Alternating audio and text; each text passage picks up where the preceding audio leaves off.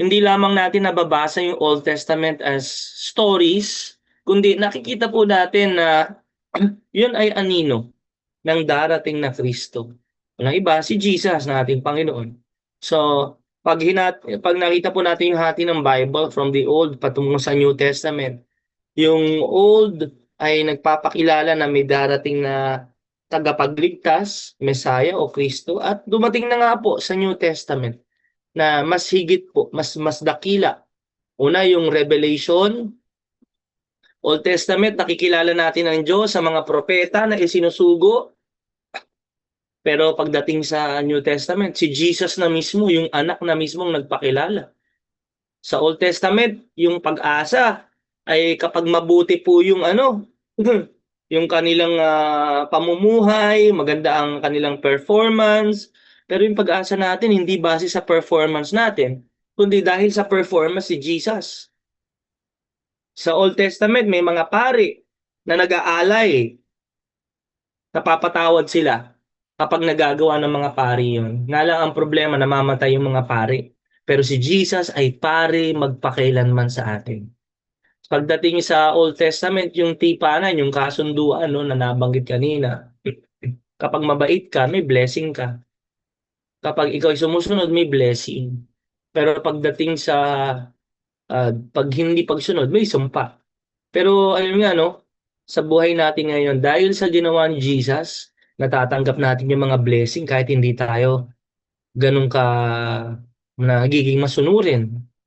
May grasya ang Diyos, may awa ang Diyos. Hindi tayo napaparusahan sa mga kasalanan natin kasi siya na yung pinarusahan para sa atin. At yung pangako, Old Testament, lupang pangako, physical land. Pero pagdating sa New Testament, new heaven and new earth. Ngayon po, masigit ang new covenant ay dahil sa dugo. We have a better blood, blood of Jesus Christ. The blood of Jesus providing us cleansing for the forgiveness of our sins. Sister Nobi, pakibasa yung Hebrews 9:11 to 14. Sister Michelle, Hebrews 10 verse 4. Mami Ading, pabasa po ng Hebrews 9 verse Hebrews 10 verse 19, Mami Ading. And then Sister Cheng, 2 Corinthians 5:17. Ayan. So, ngayon po, bakit po napakahalaga pag-aralan ng dugo? Sa Biblia po, ang Panginoong Diyos sa Old Testament, nagre-require ng pagbuhos ng dugo galing sa mga tupa, kambing, sa mga toro, sa kalapate, hinahati nga nila yan di ba?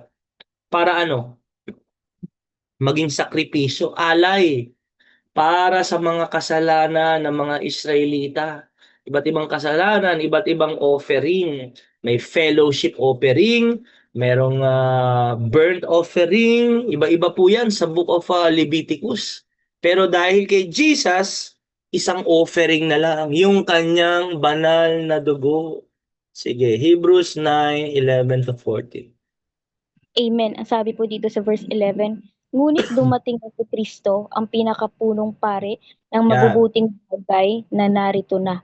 At siya ay naglilingkod doon sa sambahang higit na dakila, walang katulad at hindi ginawa ng tao. Ang sambahang iyon ay wala sa sanlibutang ito. In verse 12, minsan lamang pumasok si Kristo sa dakong kabanal-banalan at iyo'y sapat na. Hindi dugo ng mga kambing at guya ang kanyang inihandog, kundi ang sarili niyang dugo upang magkaroon tayo ng walang hanggang kaligtasan. In verse 13, kung ang dugo ng mga kambing at toro at ang abo ng dumalagang baka ang winiwisik sa mga taong tinuturing na marumi upang sila'y luminis ayon sa kautusan. Higit na nagagawa ng dugo ni Kristo sa pamamagitan ng walang hanggang espiritu. Inialay niya sa Diyos ang kanyang sarili bilang handog na walang kapintasan. Ang kanyang dugo ang luminis sa ating mga budhi sa mga gawang walang kabuluhan upang tayo'y makapaglingkod sa Diyos na buhay. Amen. So, thank you Lord. Sa lumang tipan o sa unang panahon, nagre-require po ang Diyos ng alay. may mga pare, 'di ba? Pupunta sila dun sa Holy of Holies. Pero bago sila pumunta doon, isa-sacrifice muna nila yung hayop. Ang tanong dito, bakit ba kailangan may mamatay? Bakit ang Diyos ay nagre-require ng dugo? Bakit yan? Tanong niyo ba yon? Bakit sa Old Testament pag nababasa natin, kailangan ng sacrifice? Kailangan may mamatay. Pakibasa, Sister Grace, yung Leviticus 17 verse 11. Leviticus 17 verse 11. So sa Old Testament makikita po natin, no, sa ating pag-aaral na ang Diyos nais niya na merong isa-sacrifice na hayop. Tapos yung hayop na yun kailangan malinis, walang kapintasan, kailangan the best yung ibibigay mo sa kanya. At nagre-require siya ng dugo. Yung dugo yung iaalay doon. Alam niyo kung bakit? Sapagkat ang kabayaran ng kasalanan ay kamatayan. Nagkasala kasi ang tao. So para ang tao ay hindi mamatay, merong replacement. May kapalit. Naintindihan niyo po? Kaya kailangan may alay eh. So may namatay para sa atin. May tupa, no, na namatay para sa atin. Sister Grace, 17:11. And Leviticus 17 verse 11. Sabi po rito, sapagkat ang buhay ay nasa dugo, at ang inuutos ko dapat ihandog iyon sa altar bilang pantubos sa inyong buhay. Amen. Oh, thank you Lord. Ang linaw ha. Pastor, bakit may mga alay noon? Bakit may mga hayop na inaalay? Kasi ang buhay ng hayop na yun ay kapalit ng buhay natin. So para hindi maubos ang tao dahil makasalanan ng tao, isipin nyo yun. Ang Diyos nag-require ng kapalit. Yung mga hayop na lang, yung dugo na lang nila. So every year, ginagawa po nila. Alam nyo bang napakaraming alay para sa mga kasalanan ng tao? So kapag tayo may mga nagawa na, pag binasa nyo Leviticus, no, iba't ibang klaseng offering yan. May tinatawag na um, all this, yung guilt offering. Kapag may nagawa ka, guilty ka, no? Na guilty ka sa Panginoon, mag-aalay ka doon. Kapag meron kang nagkaroon ka ng kasalanan, merong peace offering para magkaroon kayo uli ng reconciliation. Meron ding grain offering, merong mga sin offering, tsaka yung total, yung burnt offering. So napaka detail ng Panginoon. Sa bawat kasalanan, may kailangang ialay na hayop. At yung dugo nun ang pangbayad sa atin. Kung ano yung dugo ng hayop na yon ay magko-cover para sa mga tao sa isang buong taon. Kaya lagi po nilang ginagawa yon. Nagbibigay sila, nagdadala sila ng mga hayop doon sa mga pare. At yung mga pari na yon ang nagsasacrifice doon sa tabernakulo, yung lugar na kung saan dapat ialay. Pero ang problema sa Old Testament, yung mga hayop na kambing, tupa, mga toro, hindi nito kayang alisin ang kasalanan permanently. Hebrews 10 verse 4, hindi kayang alisin. Pansamantalang covering lang ito. Sige, kapatid, pakibasa.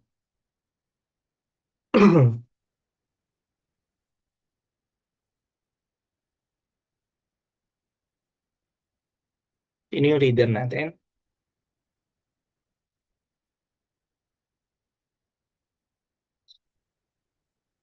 Sige, ito na lang. Sapagkat, sabi sa verse 4, Hebrews 10 verse 4, sapagkat ang dugo ng mga toro at mga kambing ay hindi makakapawi ng mga kasalanan. Kaya yung New Testament o yung New Covenant dahil kay Jesus ay mas dakila. Bakit? Kasi ang sabi, so kanina binasa natin, no? Si Jesus yung priest, pumasok siya doon sa Holy of Holies at hindi yung gawa ng tao, mismo sa langit. Hindi dugo ng mga kambing at guya ang kanyang hinandog, kundi ang sarili niyang dugo upang magkaroon tayo ng walang hanggang kaligtasan. Sabi sa verse 13, kung yung dugo ng mga kambing at toro ay iwiniwisik sa mga taong itinuturing na marumi para luminis, higit po yung nagagawa ng dugo ni Jesus. Sa pamamagitan ng kanyang dugo, sa kanyang buhay na inalay, walang kapintasan. Ito ang dugo na lumilinis hindi lamang sa ating kasalanan, kundi sa ating mga budhi, sa mga gawang walang kabuluhan upang tayo'y makapaglingkod sa Diyos na buhay. So unang-una, yung dugo ni Jesus, it gives us what? Eternal redemption, eternal salvation. Hindi lang po pang 1 year ang kaligtasan ng Kristiyano. Amen. Dahil yung inalay na dugo para sa kasalanan natin ay hindi dugo ng tupa, kundi mismo anak ng Diyos. Tunay tayong nagkaroon ng kaligtasan. Bakit? Pinatawad na tayo. Hindi na tayo hahatulan sa ating mga kasalanan. Amen. Kung ikaw ay sumampalataya kay Jesus, yung dugo niya ay binayad sa iyong buhay. Hindi for a year, for 3, 5 years, kundi habang buhay, tayo ay magkakaroon ng walang hanggang kaligtasan. Kaya po yung mga tunay na sumampalataya kay Jesus, grabe, ang pagpapala, higit pa sa mga bagay sa mundong ito. Hebrews chapter 10 verse 19. Pakibasa po. Sino po yung reader natin?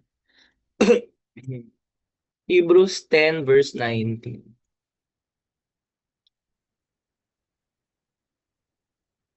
Sige, sino nakakita? May mga tinawag tayo kanina, hindi ba nila narinig? Sige. Ako na magbabasa. Sige, may Sabi dito, Hebrews 10:19, kaya nga mga kapatid, tayo'y malaya nang makakapasok sa dakong kabanal-banalan dahil sa dugo ni Jesus. Amen. Wow! Praise God! Alam nyo ba, yung dakong kabanal-banalan, yung mga ordinaryong tao, hindi po nakakapasok doon. Yung mga pinili lang po, yung mga high priest lang. Pero biruin mo tayo mga ordinaryong tao, hindi nga tayo Hudyo ay makakaranas ng presensya ng Diyos. Aba, sobrang powerful ng presence ni Lord. Kapag hindi ka allowed pumasok doon, mamamatay ka. Yung mga priest na pumapasok doon, may mga bell. Tapos sa paa nila may tali. Bakit ginagawa yon? Kumakalansing po yung habang naglalakad sila, habang nagwiwisik sila ng dugo, habang ginagawa nila yung kanilang mga gawain sa loob nun. Makapalang kurtina, madilim doon. Ang pinakailaw lang doon yung di ba? Yung lampstand. So pag huminto na yung tunog ng bell, ibig sabihin namatay yung priest. Ihilahin nila palabas. Hindi ka pwedeng pumasok doon para i-rescue. Mamamatay ka din sa presence ni Lord. Pero isipin nyo dahil sa dugo ni Jesus, tayo ay mararanasan natin ang presence ni Lord. Wow! Naalala niyo po yung namatay si Jesus sa krus. Meron pong kortina yun na naghahati sa kabanal-banalang lugar. 4 inches ang kapal ng kortina na yun. Ang sabi ng Bible, nung namatay si Jesus, napunit yung kurtina mula sa taas hanggang pababa. Napakalinaw ng Bible that the veil was torn from top to bottom. Anong ibig sabihin? Sino ang pumunit? Ang Diyos. Hindi ang tao. Matthew 27:51. Pakibasa si Stoby. Matthew 27.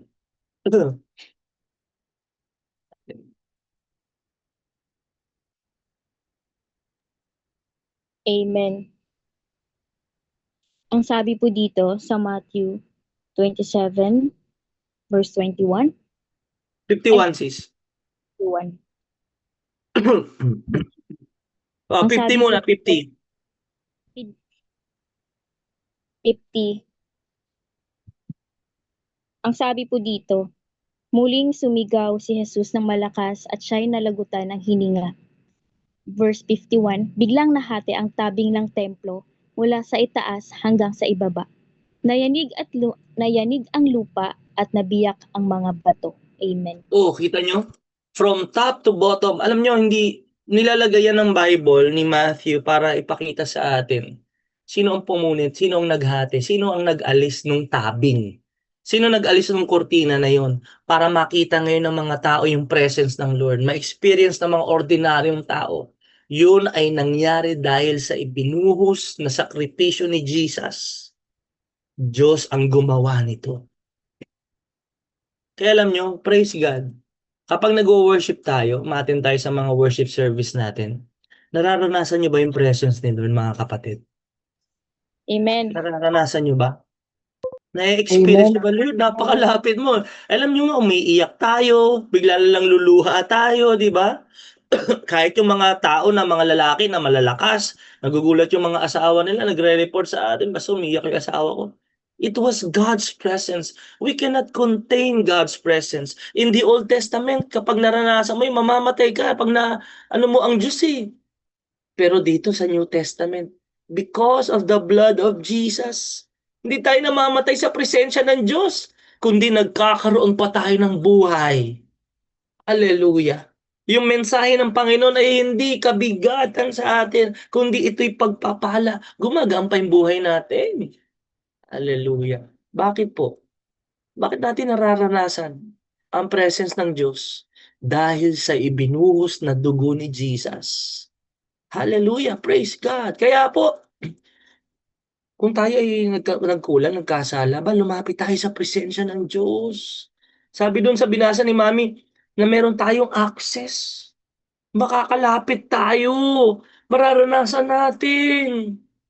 Kung tayo ay nalalayo sa Diyos, kung nakakaranas tayo ng panlalamig, kapatid, we pray, Lord, because of the blood of Jesus, I can come and experience your holy presence. So, dali natin lahat ng mga alalahanin, lahat ng takot, lahat ng problema. Dahil merong dugo ni Kristo na naging daan para makalapit tayo sa Diyos. Hindi mo na kailangang hatulan yung sarili mo. Oo, nagkamali tayo. Marami tayong pagkukulang. But the blood of Jesus will cleanse us from all unrighteousness. Higit ito sa dugo ng mga tupa, dugo ng mga kambing, na magbibigay sa atin ng walang hanggang kaligtasan. Pangalawa, access to God. Hallelujah. Kaya dahil sa dugo ni Jesus, 2 Corinthians 5:17, pakibasa po.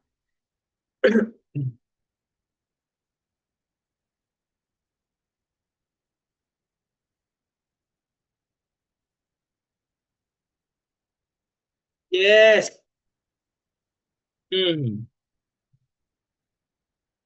Amen. Praise the Lord. Nilinis na ba tayo ng dugo ni Jesus? Humingi ba tayo ng tawad? Amen. Bago ka nang nilalang. Yung dati mong buhay, wala na yun. Lumipas na yun. Praise the Lord. Kaya alam nyo, dahil sa dugo ni Lord yan.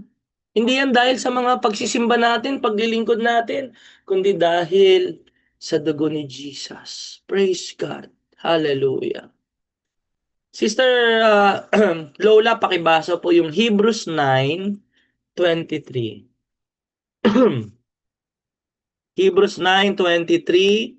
Thank you, Lord. Mami Ading, Hebrews 10:11 hanggang 12. Sister Novi, Ephesians chapter 5 verse 1 hanggang 2. Yan muna, sige po. Sunod po. Ganda, no? Dahil sa dugo, Lord, salamat po, makakalapit ako sa iyo. Hebrews 9:23, better sacrifices.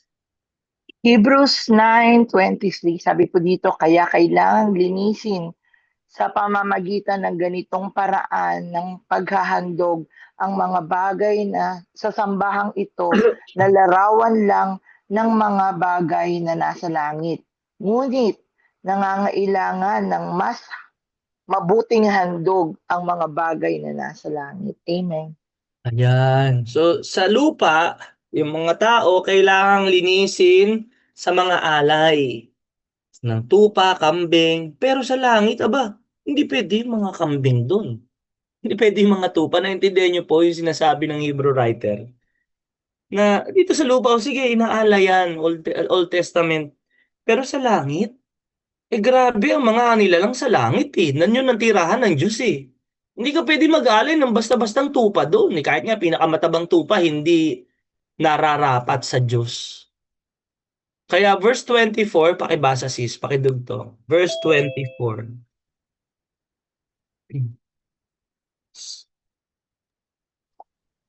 9:24. 9:24.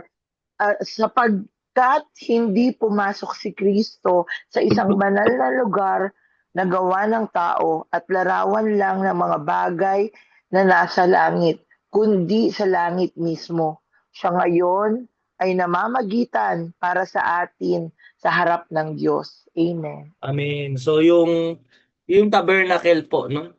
Kung nakikita niyo yung lugar na may mga tent, covered ng white na tela, yun yung tabernacle na pinakita ng Diyos kay Moises. Doon siya makikipag-meet. Doon sila mag-aalay ng sacrifice, may mga furniture na pinagawa. May ganun kasi sa langit. Yung sa langit, hindi pwedeng ialay yung mga bagay na panglupa. Kaya si Kristo pumasok sa dakong banal na hindi yung ginawa lang ni Moises. Yun lang po ay larawan ng tunay na sambahan. Sa langit mismo siya pumasok at yung inalay niya ay hindi tupa, kambing, kundi ang kanyang sariling buhay. Naintindihan natin yung Biblia natin, di ba? Kaya minsan lang po, sacrifice ni Jesus is better because it is complete, ito'y minsanan lang, at ito'y perpekto. Old Testament, may purpose ang dugo ng mga hayop, pero hindi nakakaalis ng kasalanan. Pero yung dugo ni Jesus ay nag-aalis ng ating kasalanan. Naglilinis sa ating kasalanan.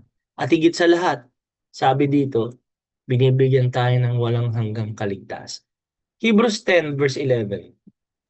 10 verses 11 hanggang 12 sabi mo, bawat pari ay naglilingkod araw-araw at paulit-ulit na naghahandog ng pare-pareho ding mga handog.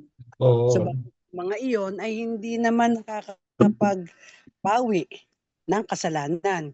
Ngunit si Kristo ay minsan lamang naghandog para sa mga kasalanan at iyo'y sapat na. Sapat na. Pagkatapos ay umupo siya sa kanan ng Diyos. Amen. Amen. So hindi na uli kailangan maghandog ni Jesus ng kanyang buhay. Baka yung iba nagtatanong sa iyo, makasalanan pa ako ngayon eh. Kailangan yatang bumaba ni Lord uli kasi ang dami kong kasalanan. Sabi ng Hebrews, ng salita ng Diyos, yung si Kristo na ating Panginoon ay naghandog ng kanyang sarili minsan lang. Once and for all. Hindi na siya babalik. May bayad na yung kasalanan ng tao. Binayaran niya. At iyon ay sapat na. Anong ibig sabihin nito sa atin? Una, yung once and for all. Yung sacrifice kasi ng Old Testament, paulit-ulit ginagawa eh. So, hindi natatapos. Pero yung sacrifice ni Jesus, once and for all. At sa pamamagitan nun, nagkaroon tayo ng kapatawaran sa ating mga kasalanan. Sapat na daw, sabi ng Bible. Minsan, once and for all, and enough. Anong point nito mga kapatid? Huwag na nating dagdagan. Wala tayong pwedeng idagdag sa ginawa ni Jesus sa krus. Minsan kasi ang thinking ng tao mga kapatid, lalo na pag mahal na araw o kahit hindi mahal na araw, kapag nakakagawa tayo ng kasalanan, di ba? Paano tayo mapapatawad? Sa pamamagitan ng dugo ni Jesus. Minsan ang tao dinadagdagan. Para patawarin ako ni Lord sa mga kasalanan ko. nagdadagdag ng good works. Gagawa ako ng ganito, mag-aalay ako ng ganito, magpepenitensya ako para mabawas-bawasan man lang. Insulto yon kay Jesus. Kasi kapag ganun, sinasabi na hindi sapat yung ginawa ni Jesus, kailangan natin dagdagan, hindi niya nalinis ang lahat ng mga kasalanan natin. Naintindihan niyo po? Hindi na natin kailangang dagdagan ang ginawa ni Kristo. Wala tayong pwedeng idagdag. Minsan tanga tao para hindi lang matanggap yung simpleng ginawa ni Jesus. No? Yung simpleng principle ng Diyos na hindi mo kayang iligtas ang sarili mo. Minsan gusto natin iligtas yung sarili natin. Gusto natin may participation tayo sa salvation natin. Pero wala. Ang kaligtasan natin ay dahil lamang sa biyaya ng Diyos. Ephesians 5 verse 2. Ephesians 5 verse 2. Pakibasa po. 1 to 2. Amen. Sabi po dito, mamuhay ayon sa liwanag.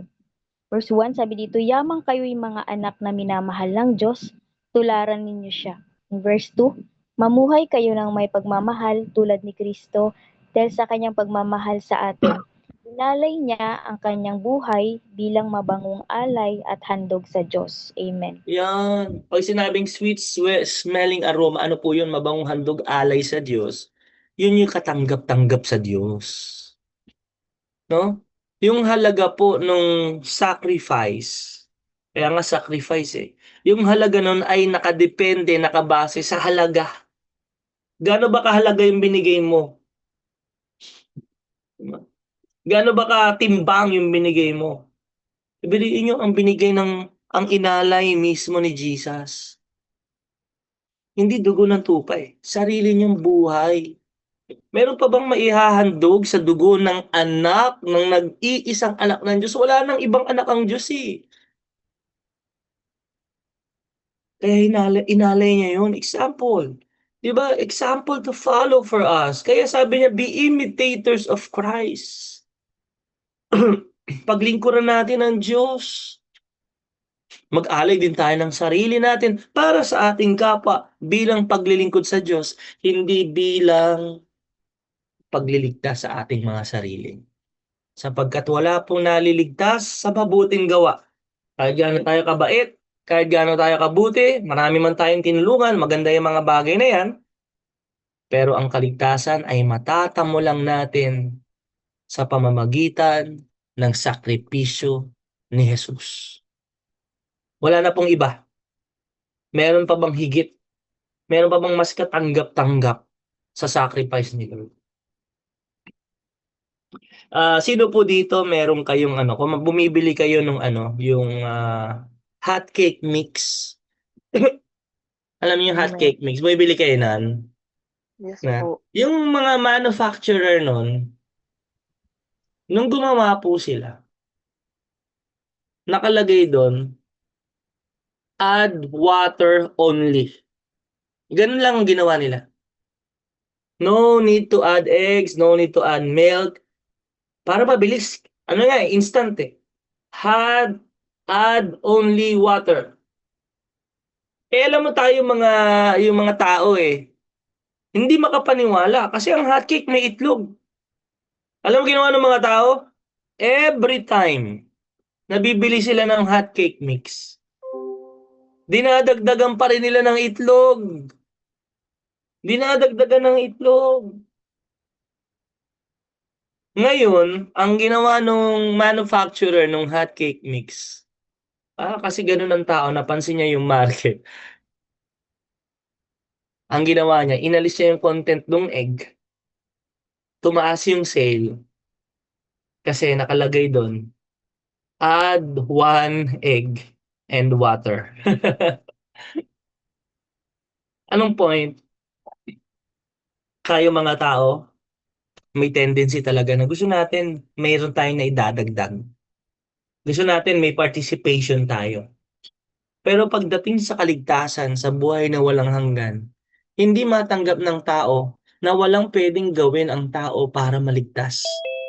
Gusto natin maging part tayo nun, pero ang totoo, kahit anong mabuting gawa natin, kahit gaano karami ang attendance natin sa church, kahit ibigay pa nga natin ang ating buong kayamanan hindi pa rin ito sapat para bayaran ang ating kasalanan. Tanging si Jesus lang, ang kanyang dugo, ang kanyang buhay, ang kanyang sakripisyo, ang kabayaran sa ating kasalanan. Yun lamang, wala nang iba.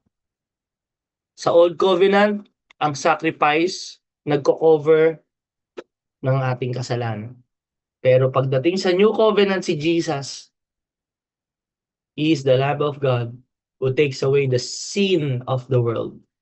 He was offered for the sin of the world. So ano pong aral nito sa ating buhay?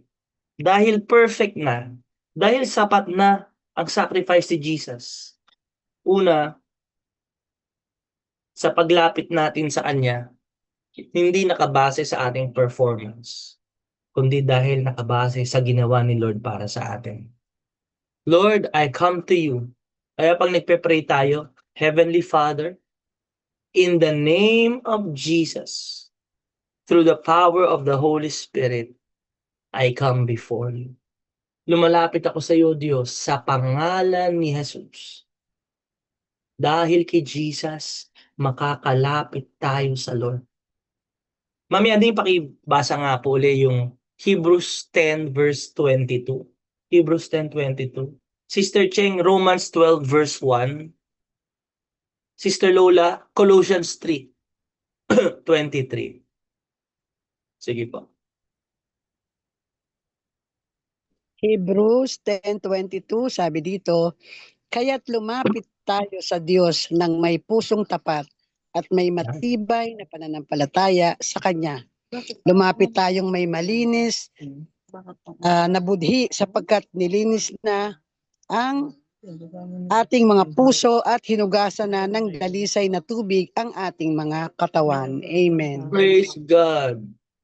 Let us draw near with a true heart in full assurance of faith. Kapag tayo po nagkaroon ng kasalanan, nadapa tayo, pagsisihan natin. Hindi tayo tinataboy ng Diyos. Binayaran na ni Jesus yung ating kasalanan. Romans 12 verse 1.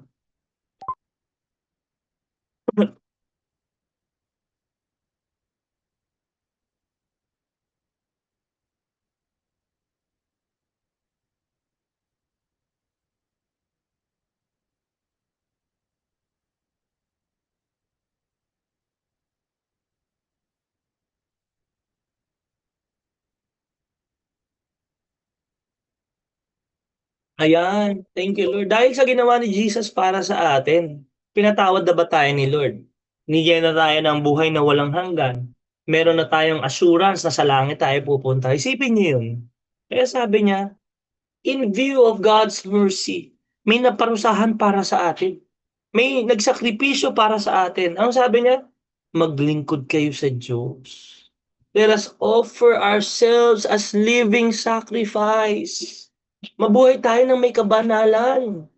Mabuhay tayo para kay Lord. Maglingkod tayo sa Diyos. Hindi lang tayo naghihintay ng langit. Oo, doon tayo pupunta.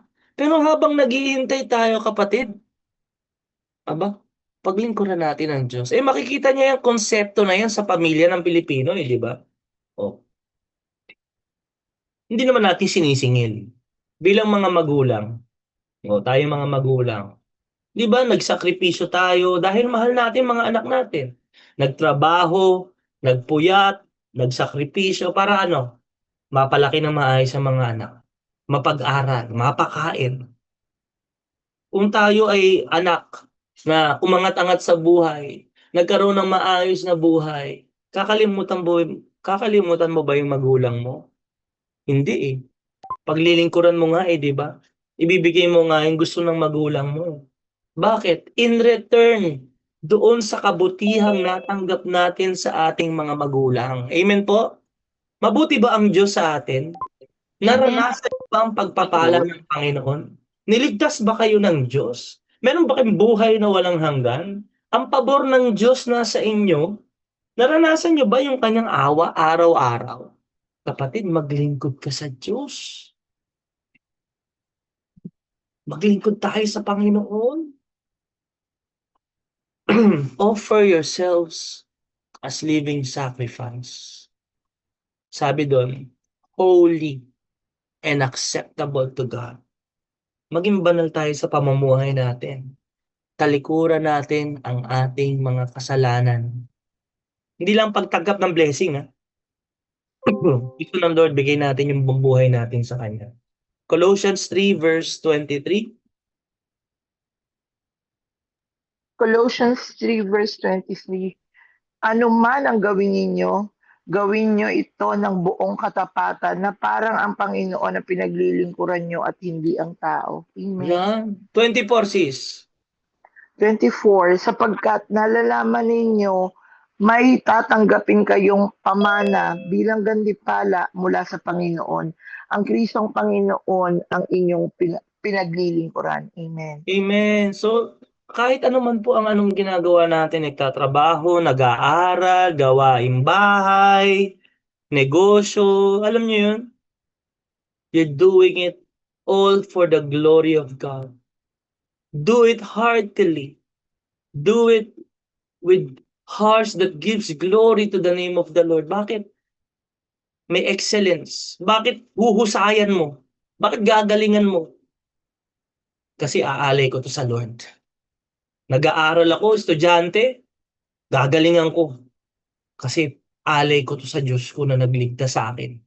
Para pag naitaas ako, ang itataas ko lalo, pangalan ni Lord. Sa trabaho, ganun din. Hindi lang para kumita. Gawin mo ng mahusay trabaho mo, nang ma-promote ka, makita ka ng mga tao na grabe naman magtrabaho to. To glorify God na nagbigay ng trabaho sa atin. Sa pamilya, maging mabuting asawa ka. Maging mabuti kang magulang. Hindi dahil obligasyon mo yan. Kundi gawin mo yan bilang pagsamba sa Diyos. Malugod ang Diyos. Kung hindi man sila malugod sa iyo, hindi ka man ma-upload, pero ginagawa mo yun, hindi para sa tao. Hindi tayo naglilingkod para mapansin. Naglilingkod tayo sa Diyos para magbigay karangalan sa Kanya. Ganito sa ministry eh. Kaya nga tayo nagbibigay, kaya tayo nagsaserve, kaya nagsasacrifice tayo. Bakit? Para kay Lord. Anong dahilan? Binigyan niya ako ng buhay na walang hanggan. May buhay ako sa langit eh. Kaya hindi ko to pagpapalit kahit sa anong bagay sa mundong to. I want to finish with a question. At alam niyong lahat ito. Yung iba sa inyo alam niyo. And gusto ko malaman niyo ang dahilan. Para sa mga nakakaalam niya, alam niyo na, tahimik na lang tayo. Yung mga disciples ni Jesus. Nung nakita nila si Jesus, Son of God, nakita na yung mga himala, nakasama nila. Yung mga disciples lang. Ikinalat nila yung yung mabuting balita na ipasa nga sa atin. Pinatay sila eh.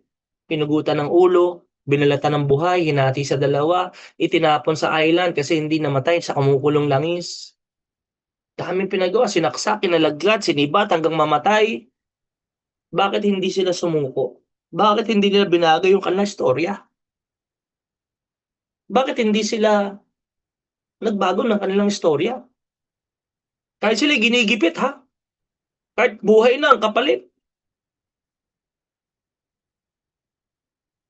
Bakit hindi nagbago yung kanilang istorya patungkol kay Jesus? Bakit ipinaglaban nila yung kanilang pananampalataya? Sipin nyo yun. Sige nga, in other countries, sa Africa, sa Iraq, pag Kristiyano ka, papatayin ka. So hindi ka na Kristiyano. Kasi papatayin ka na eh. Pero yung mga disciples,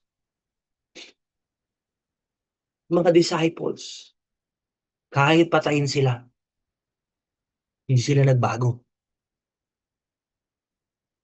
Hindi nila binagi istorya. Patuloy sila naghayag patungkol kay Jesus. Alam niyo yung sagot yung iba sa inyo? Ano kaya ang dahilan? Anong meron? Isipin natin, ang hirap na, pahirapan ka, torture. Pabalatan ka ng buhay. Ilulubog ka sa kumukulong langis. Sasaksakin ka hanggang mamatay ka. Sisibatin ka. Kakalad ka rin ka. Ipapako ka ng pabaligtad. Alam niyo ang dahilan, mga kapatid? Because they have the revelation of who Jesus Christ is. Nagkaroon sila ng malinaw na pagkaunawa, pagkakilala kung sino si Jesucristo. Na siya'y namatay sa krus para sa kanilang mga kasalanan, sa kasalanan ng sanlibutan. Nakita nilang pinako, nakita nilang namatay, inilibing, pero nung ikatlong araw, nabuhay siyang muli. They had the revelation that Jesus Christ is truly the Son of the living God. The Christ, the Messiah, that He claims that He is the way, the truth, and the life. Na kahit siya'y mamatay, bubuhayin silang muli ng Panginoong Hesukristo. Meron silang natanggap sa Kanya. Walang iba kundi buhay na walang hanggan. Kaya maglilingkod ka sa Diyos, kahit nakakapagod, may puyat, may sakripisyo, gagawin mo. Buhay na walang hanggan binigay niya sa iyo. Kahit nga hanggang huling hininga, paglilingkuran mo siya. Bakit? Kasi meron siyang buhay na walang hanggan. Kahit sa harap ng kamatayan, hindi ka hihinto. Bakit? Kasi alam ko kahit mamatay, bubuhayin akong muli ng Diyos. Kapatid, ito yung pag-asa natin. This world is wicked. This world is fading away. This world will be destroyed by fire. But those who do the will of God will remain forever. They will have life eternal. Kaya meron na ba kayong buhay na walang hanggan? Sigurado ba kayo na mabubuhay kayo muli pagkatapos ng kamatayan? Kung hindi pa, ngayon na ang panahon.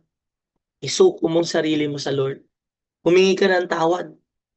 Sumampalataya ka na sa tanging dugo ni Jesus lamang sa kanyang sakripisyo na bayaran ang ating mga kasalanan. Sabay-sabay tayong manalangin. Galing sa puso. Buksan natin yung bibig natin. Nasaan man kayo? Sabihin nyo, Panginoong Hesus, kailangan kita sa buhay ko. Panginoon, patawarin niyo po ako. Makasalanan ako. Pinagsisisihan ko na po ang lahat. Binubuksan ko ang puso ko. Tinatanggap kita sa buhay ko bilang Panginoon at tagapagligtas. Sumasampalataya ako sa iyo na binayaran mo ang aking mga kasalanan. Namatay ka sa krus at inilibing. Ngunit ikatlong araw, nabuhay kang muli. Kaya Panginoon, salamat po sa paglilinis mo sa akin ng iyong dugo. Salamat po sa pagpapatawad at sa buhay na walang hanggan. Sa pangalan ni Jesus. Amen. Thank you, Lord, mga kapatid. Magandang Thank you, gabi. Lord po. God bless. Good night and good evening. God bless everyone. Pagpalain God bless kayo po. Diyos.